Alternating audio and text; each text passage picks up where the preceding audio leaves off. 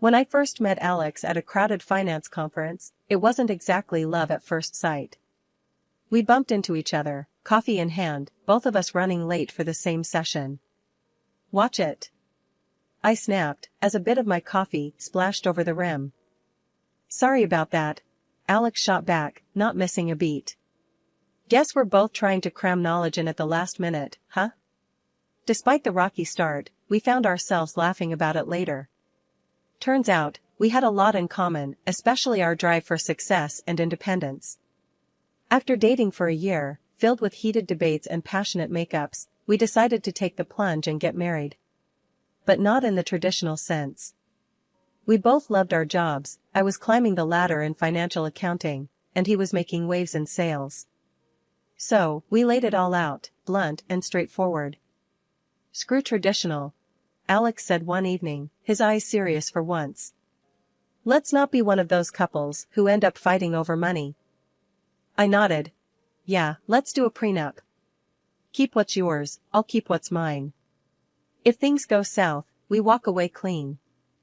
The decision to sign a prenuptial agreement was less about distrust and more about mutual respect for our hard-earned careers. We didn't want the potential mess of untangling assets if things didn't work out. Plus, it felt good knowing we'd both entered the marriage as equals. Splitting the bills was a no-brainer. 50-50, Alex agreed. And no whining about who spends more on groceries. I laughed at that. "Deal, but you're not getting out of housework." "I'm not your maid." "Fair enough," he conceded. "But I don't do windows." That's how we started our married life, on a foundation of honesty, equality, and a touch of humor. We opened a joint account, strictly for shared expenses, rent, utilities, and those occasional fancy dinners to celebrate our wins. It was a system that worked perfectly for us, allowing us to maintain our financial independence while building a life together. Our biggest achievement came when we finally saved enough to buy an apartment right in the city center. It was a dream come true. The day we got the keys, we stood in the empty living room, surrounded by boxes and painting supplies, both of us grinning like idiots. "Look at this place," I said, spreading my arms wide. "Our very own piece of the concrete jungle." Alex wrapped his arms around me from behind, resting his chin on my shoulder. "It's perfect. Just needs a bit of paint and maybe some of those fancy curtains you like." I leaned back into him, feeling the warmth of his body. "We did it, babe. 50-50, all the way." "Yeah," he whispered, kissing the side of my head. "Our perfect little empire." That apartment wasn't just a home, it was a symbol of our partnership, our commitment to walking side by side as equals. We were thrilled, basking in the glow of our joint achievement, blissfully unaware of the challenges that lay ahead. But in that moment, everything felt possible. We had each other, and that was all that mattered. Life with Alex started off on cloud nine. We were the perfect team, or so I thought. We were both climbing our career ladders, supporting each other, or at least that was the plan. Things started changing when Alex's mom, Mrs. Thompson, began dropping by more often. I never really clicked with her. She had this old-school vibe about women's roles, and me working full-time didn't sit well with her. One evening, as I was slogging through spreadsheets, Alex and his mom were in the living room, whispering. I could hear bits and pieces, her voice sharper than a knife's edge. I finally took a break and walked in, just in time to hear Mrs. Thompson say, "Emma's always buried in her work. Doesn't she know a wife should care for her husband?" Alex, bless him, tried to play peacemaker. "Mom, things are different now. Emma's job is important to her, and it helps us out a lot." But Mrs. Thompson wouldn't have it. "Back in my day, we knew our priorities. Your wife should be at home, making sure you're looked after, not glued to a computer screen." I couldn't bite my tongue any longer. "Mrs. Thompson, I respect your views, but times have changed. I'm not just going to sit at home." Alex and I agreed on this lifestyle before we got married. Alex chimed in, trying to smooth things over. "Yeah, Mom, we're doing things differently.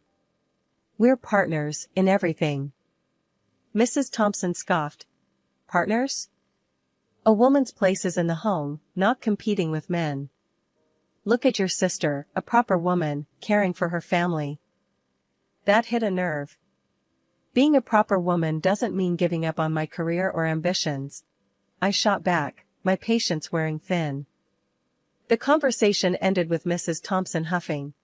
Well, I just hope you know what you're doing. A family needs more than money. After she left, Alex and I had a heart-to-heart. Babe, you know I'm on your side, right? He said, taking my hands in his. My mom's from a different time. We'll do things our way. I nodded, wanting to believe him. I know, Alex. But it's not just about your mom. It's about us sticking to our guns, making sure we're on the same page. He hugged me. Always, Em. We're in this together. But that conversation with Mrs. Thompson was just the start. Her visits became more frequent, her comments more pointed. And each time, Alex's assurances seemed to lose a bit of their strength. I started to feel like I was on my own, defending our choices, our lifestyle.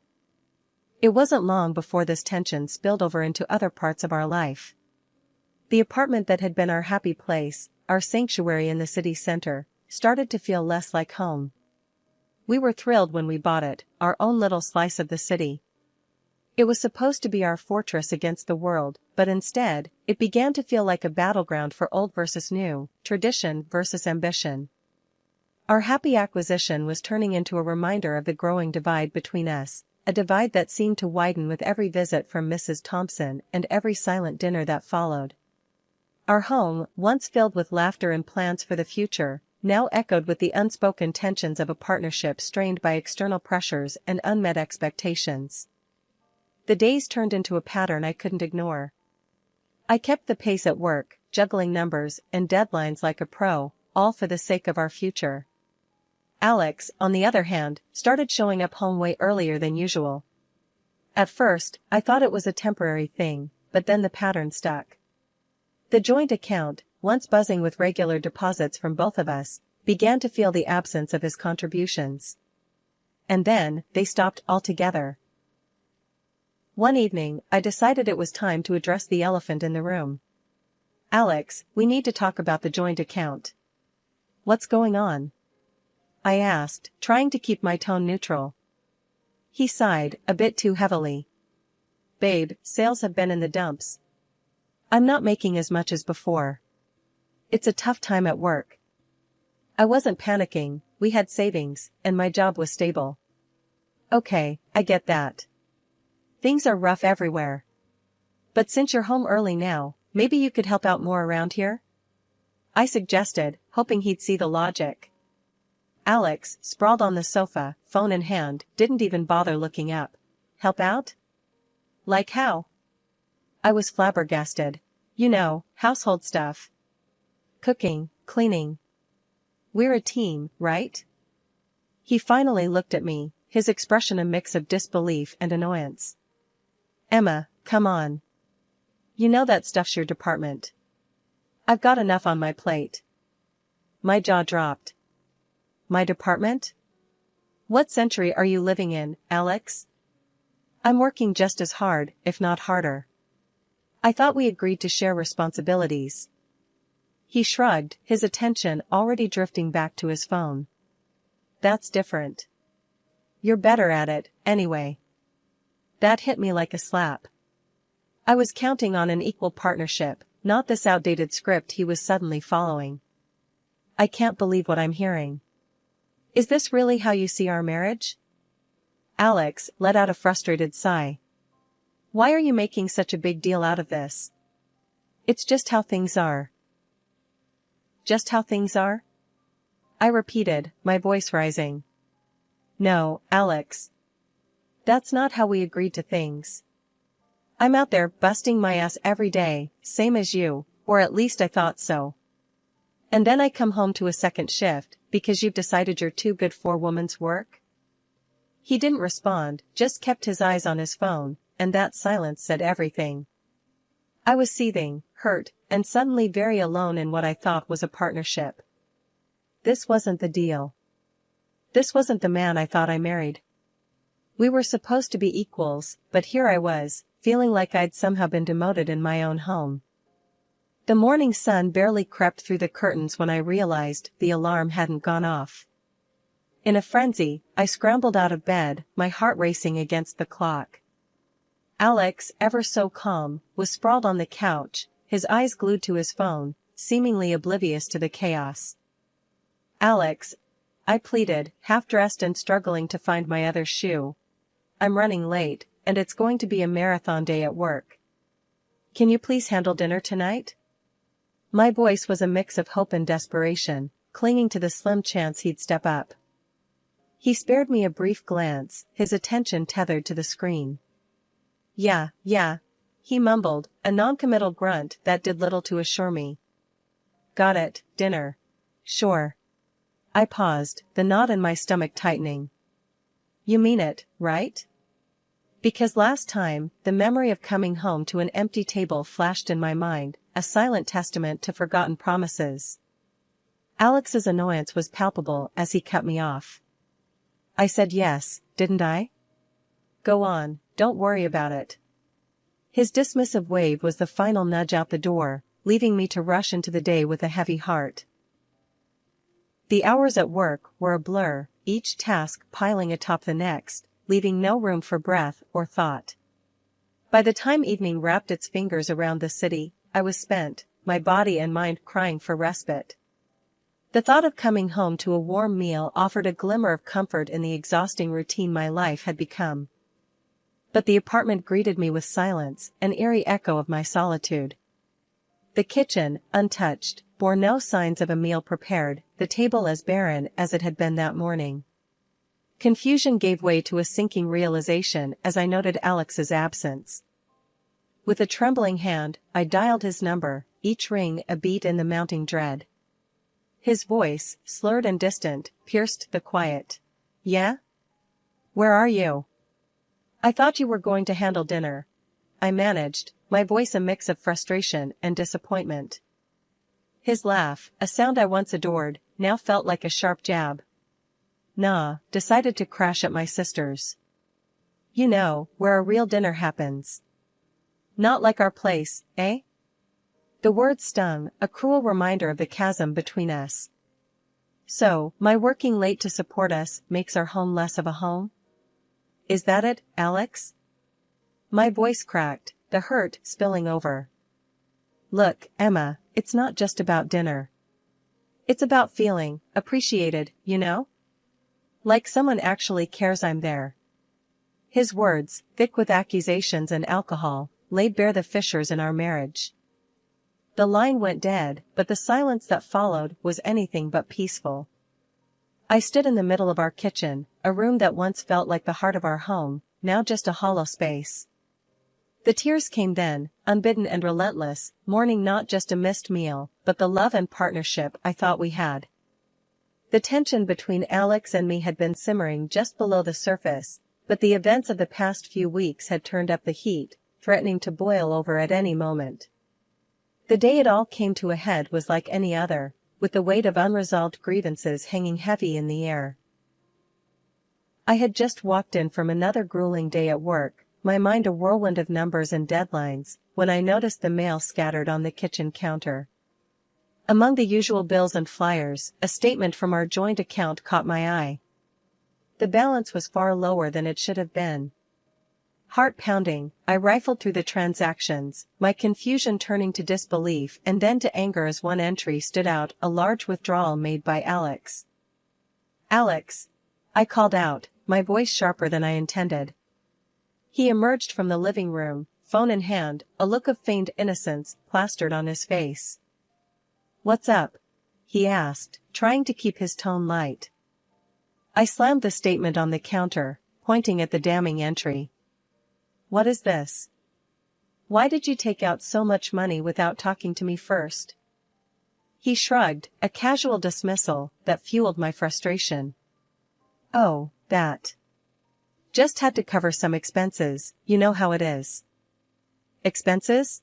I echoed, incredulous. For what? And why didn't you discuss it with me?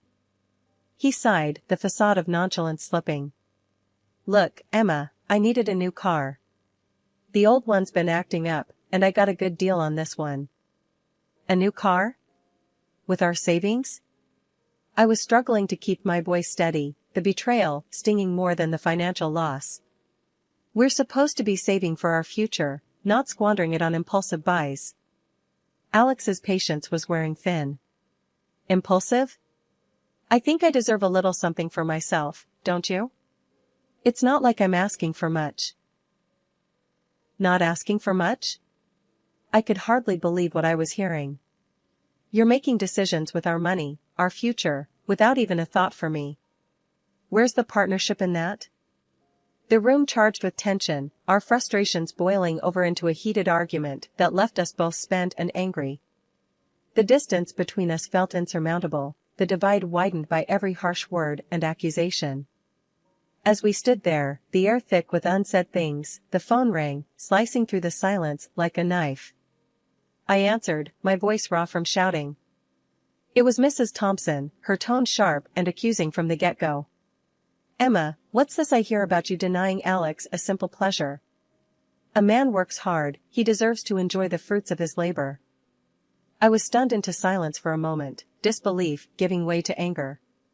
Mrs. Thompson, with all due respect, this is between me and Alex. And for the record, he didn't work hard for this. It was our savings, for our future. Her scoff was audible, dripping with disdain. You young people and your future. A good wife supports her husband's decisions, not questions them. In that moment, I knew something had to change. But whether we could bridge the gap between us, or if it was too late for repairs, only time would tell. What was clear, however, was that the path ahead would be anything but easy. Life has a way of throwing surprises at you when you least expect them. Just when I thought things couldn't get more complicated, I received a letter that knocked the wind out of me. My great-uncle, a man of few words and solitary habits, had passed away. I hadn't seen him in years, and our interactions were nothing more than occasional, awkward conversations during the rare family gatherings. Yet, here I was, holding a letter from a lawyer, telling me he had left me everything he owned. His entire estate, his savings, everything was now mine. It was surreal, to say the least.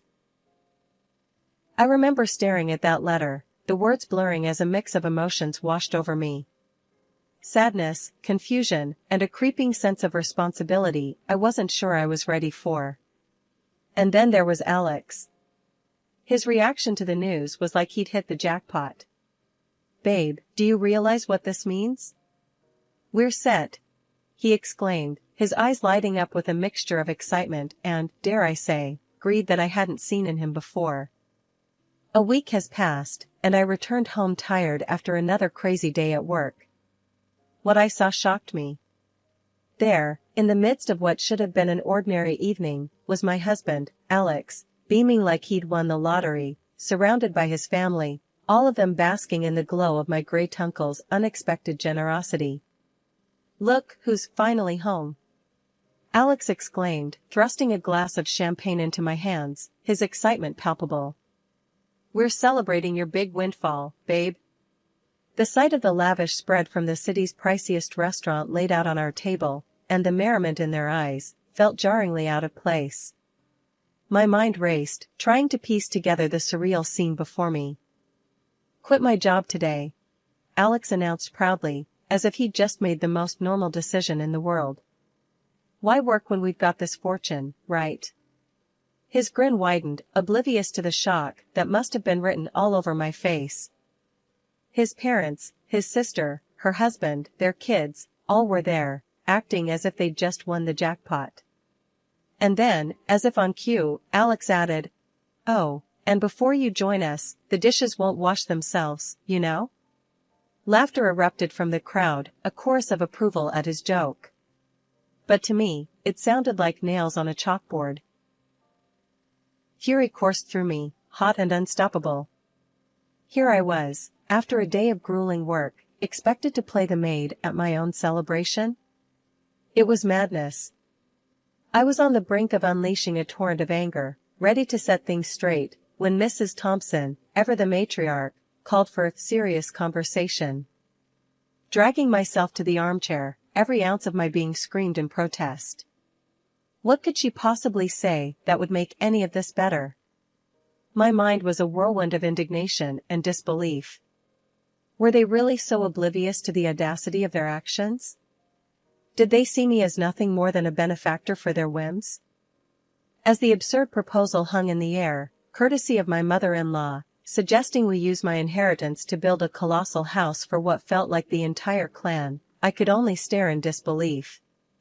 The idea that not only would we all live together, but that this would somehow excuse the entire family from ever working again, was ludicrous.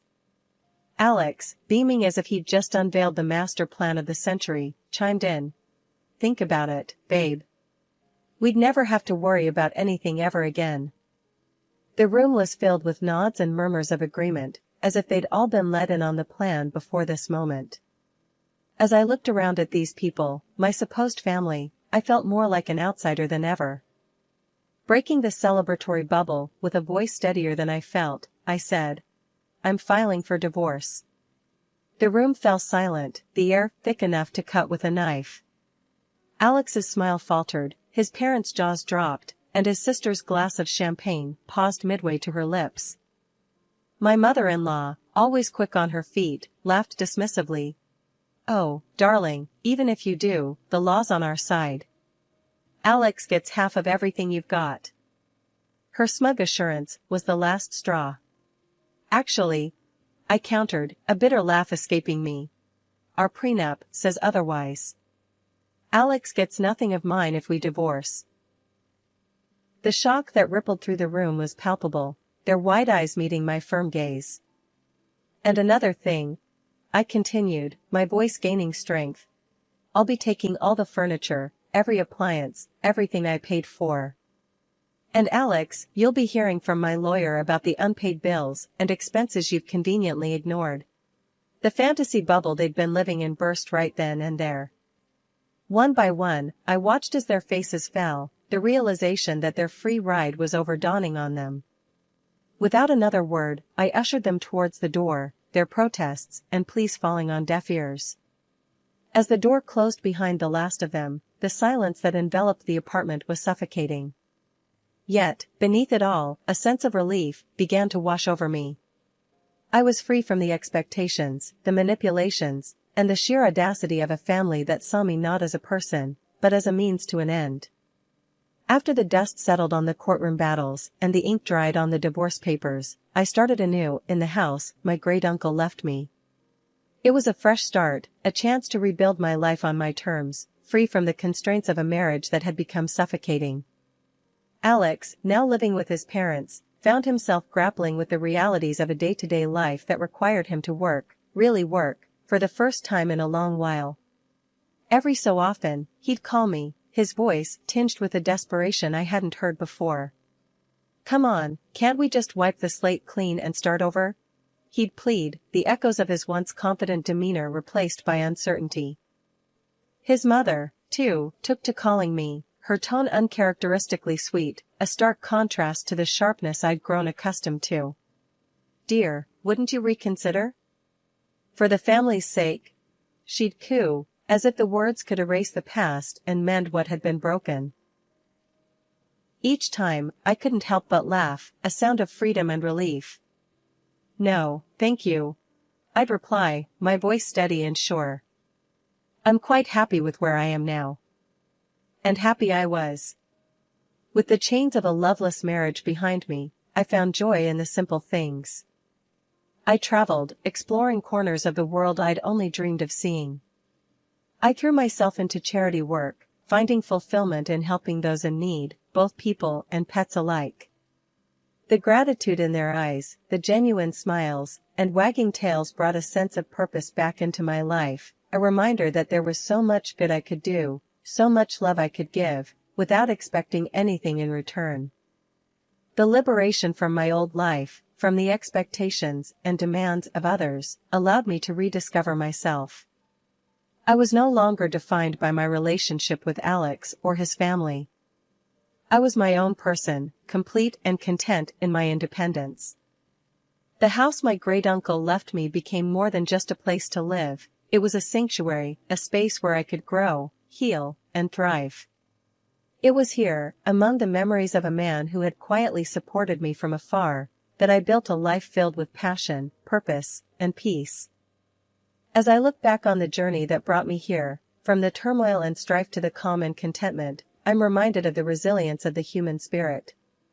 Life, with all its twists and turns, had led me to this moment of liberation, a testament to the strength within me and the promise of a future filled with endless possibilities.